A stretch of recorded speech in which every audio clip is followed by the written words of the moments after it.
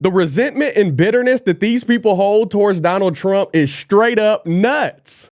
You say Donald Trump, if he is reelected, it will be the end of the republic. What do you mean? He's told us what he will do. It's very easy to see the steps that he will take. Well, I'll be dogged. Only on liberal media could Liz Cheney be treated as a credible Republican resource for information. This lady has so much Trump derangement syndrome, and that's exactly why they're allowing her voice to be heard on their platform. But just for perspective, this is the same lady that lost by darn near 70% against Harriet Hageman back in 2022 in her bid to be Wyoming's representative again. This is also the same person that claims 2020 was completely normal as far as the election process. Nothing fishy to see here, nothing unjustified. This is who y'all want people to trust? Are you kidding me? People who say, well, if he's elected, it's not that dangerous because we have all of these checks and balances, don't fully understand the extent to which the Republicans in Congress today have been co-opted. One of the things that we see happening today is a sort of a sleepwalking into dictatorship in the United States. Donald Trump, the dictator. Now, wouldn't that be something? Personally, I'd rather sleepwalk right into Trump as a dictator than to be wide awake to all this hot garbage that we got going on today. It couldn't possibly be any more worse or any more dangerous than what we got in the crack house right now. You are unveiling a new special issue of The Atlantic that features essays from 24 writers, each outlining the threats they say a second Trump term would pose to the United States. Tell us about it. The thought was simple. We have a lot of writers at The Atlantic who spent many years covering different aspects of Trump and Trumpism, and I wanted just to pull them all together in one easy-to-read package. Oh boy, a special issue, not just some regular copy that you could pick up at the gas station. This is going to be some next-level, top-tier journalism from The Atlantic, I bet. Can you just imagine the amount of love that was in that room when those 24 writers put their thinking caps together? I bet all of them were sporting their Make America Great Again caps and waving that red, white, and blue American flag proudly. I bet it was just fantastic. Not. And I wanted our writers to describe, as best as they could, what would happen in their areas of expertise should Trump become president again. And the theory, of course, is that the next Trump presidency will be worse. The restraints will be off. There won't be any, quote unquote, adults in the room anymore. McKay Coppins has a piece about who would take jobs and who would get new jobs in the next Trump administration, as one example. I have, a multitude of pieces. David Frum on talking, who's been very, very early on writing about the threat of autocracy, writing about what this would look like. Tom Nichols, many of the Atlantic stars of the Morning Joe cinematic universe are in this issue.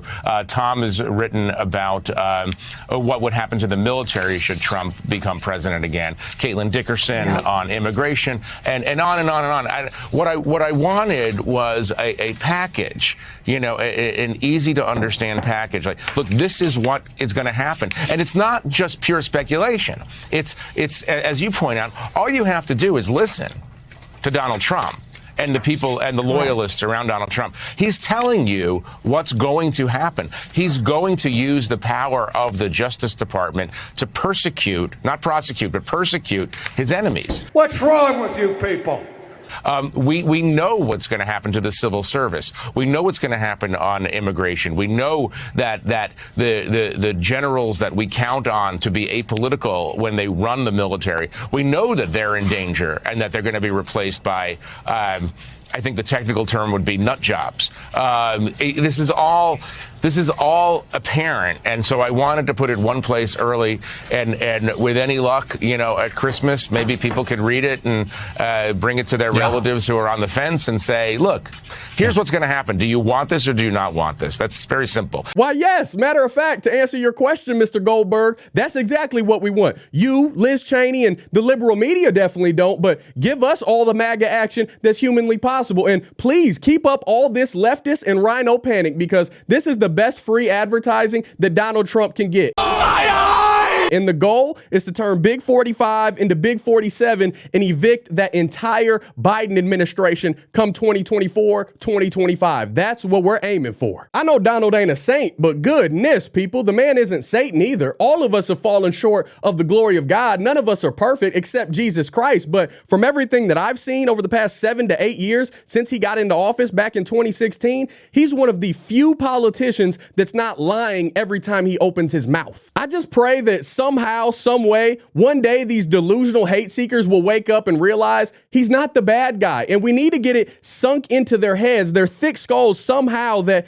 he's for us. If you're a legal United States citizen, he wants to enhance your quality of life. He stands for the American dream and honors that. And I wish he was more firm and bold on things like his pro-life stance, that's for sure. But I know exactly where he stands on things like immigration and my Second Amendment rights, taxes, manufacturing jobs, employment as a whole, unemployment at all-time lows when he was in office. And best of all, he loves Jesus. So how could I not love and vote for that man? Notice how all those things I mentioned as to why we should support Trump are the exact same reasons why these radical secular leftists, why they despise his guts, because they would rather worship themselves and false gods than to bow the knee to the one true living God, Jesus Christ. But they'll be quick to drop down and virtue signal for wokeness and Black Lives Matter and the LGBTQIA plus mafia, but they won't stand for righteousness. They won't defend innocent children in schools from being brainwashed and affirmed into something that they'll never be. They'll be quick to push these puberty blockers and all this nonsense, all this evil, but they won't stand for what the truth is. They won't stand for godly, righteous behavior. And then it's people like you and me that speak the truth right in the face of all these wicked lies, but yet we get canceled or mocked or threatened or labeled as bigots or racists because we refuse to conform to all this open lawlessness and idolizing of sinful behavior. What was once evil is now promoted in the liberal media as good, and everything is cattywampus and all vice versa of how it's supposed to be. And these people keep trying to drag Donald Trump and his family through all these incomprehensible legal situations, and it's all a smear masquerade and a corrupt ploy to try and get people to view him through a criminal lens. And anyone with a connected brainstem is not buying all of this garbage that they're selling. Not me. I'm not getting down with it, and I'm sure you're not either, but I stand for God and America, and I stand with Trump, and I pray that the Lord protects him and works all of this out in his favor. I know that for everybody that loves and looks to the Lord with all of their heart, soul, and mind, it's all going to work out for us in the end. When Jesus comes riding in on that white horse and judges us all for our deeds, we're going to be just fine in the kingdom of heaven. That's a fact. And I pray for these liberals too, because although they probably hate me, they probably absolutely can't stand me, but I still love them and I want them to have eternal salvation. I want that for everybody because I know how Jesus Christ saved my life. And before I go off into a sermon like I tend to do, what do y'all think about all this? Are you a pro-Trumper? Are you a never-Trumper? Do you think what the media does in these lies and these facades is okay? Let me know your thoughts down below. I would love to hear it. Let's keep this conversation rolling. Don't forget to hit that like button, subscribe if you're not already, ring that notification bell so you get notified anytime I post a new video. If you like what I'm doing over here and you want to show a little extra love and support, make sure you go check out our website down below in the description section. That way you can get all the awesome shirts you see me wearing in every single video. They're all made by my beautiful wife. This one says created with a purpose. It has it on the chest and on the sleeve. It's based on Ephesians 2 verse 10. I like mine a little baggy, so it seems a little extra room to move and groove, but we got all different sizes ranging from itty bitty extra small to big and hefty 5X, a bunch of colors, different designs, all of that. I'm sure you can find something that you like or a great gift for someone that you love. Outside of that, you can always join the Gibson family here on YouTube and become a member. You can buy me a coffee. You can join the Patreon family. All those links are down below as well. By no means do you have to do any of that. Just showing up and allowing my freckle face to rant at you for a few minutes, I am greatly appreciative. I love y'all. I cannot thank you enough. Until next time, I'll be praying for you. Godspeed. I'm gone.